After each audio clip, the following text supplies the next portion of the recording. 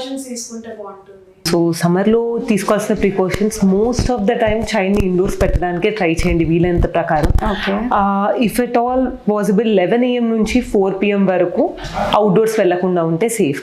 ఒకవేళ వెళ్ళాల్సి వచ్చినప్పుడు డూ క్యారీ గాగల్స్ ఒకటి క్యారీ చేయడం యూవీ ప్రొటెక్షన్ కోసం, అంబ్రెల్లాస్ కానీ క్యాప్స్ కానీ క్యారీ చేయడం, హైడ్రేషన్ మెయింటైన్ చేయడం చూసుకోండి.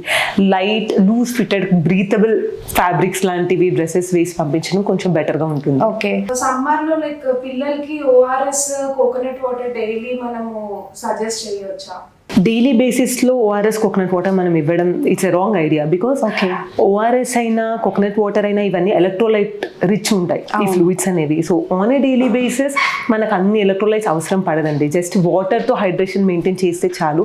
అంటిల్ అన్లెస్ లూజ్ మోషన్స్ కానీ, వామిటింగ్స్ కానీ, ఫీవర్ కానీ ఇలాంటివి ఏవైనా ఉన్నప్పుడు yes ORS or coconut water make sense, but not on a daily basis. And one more thing I have to add up, ORS అనగానే మనకి ఫార్మసీస్లో బయట మనకి సూపర్ మార్కెట్స్లో ఓఆర్ఎస్ఎల్ గన్ కానీ సమ్ అదర్ నేమ్స్తో ఓఆర్ఎస్ని WHO రికమెండెడ్ ఓఆర్ఎస్ ఫామ్లా కాకుండా please do not use them. Because దానిపైన ఖచ్చితంగా మీరు ఏదైనా షుగరీ డ్రింక్ మీ చైల్డ్కి ఇచ్చేటప్పుడు ఖచ్చితంగా దానిపైన ఇన్స్ట్రక్షన్స్ ఖచ్చితంగా చదువుకోండి. బికాస్ ఈ ఓఆర్ఎస్లు ఏవైతే ఉంటున్నాయో with the name of ORS without WHO recommendation, దాంట్లో డయేరియాలో ఎస్పెషల్లీ డీహైడ్రేషన్ ఉన్నప్పుడు అవి యూస్ చేయకూడదు. బికాస్ హై షుగర్ కంటెంట్ వల్ల ఇంకా ఎక్కువ డిహైడ్రేట్ అయిపోతారు పిల్లలు. ఫ్రూట్ డ్రింక్స్ ఎంత వరకు తీసుకోవచ్చు పిల్లల?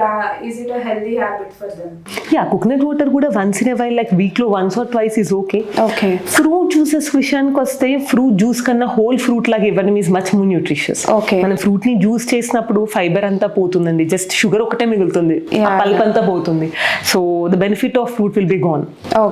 సో అందుకే జ్యూస్ కన్నా ఫ్రూట్ ఇస్ ప్రిఫరబుల్.